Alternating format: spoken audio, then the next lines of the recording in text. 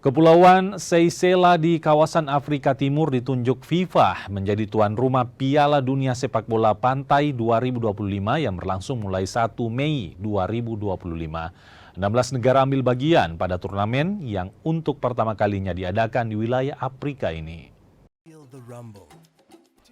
Duta Besar Kepulauan Seychelles untuk ASEAN, Nico Barito, di sela-sela kegiatan Ambassadors Football Friendly Match bilang, ajang Piala Dunia ini dimanfaatkan Seychelles untuk meningkatkan minat masyarakat dalam pengembangan olahraga sepak bola pantai, serta mengedepankan sport tourism lewat kedatangan turis selama 11 hari penyelenggaraan.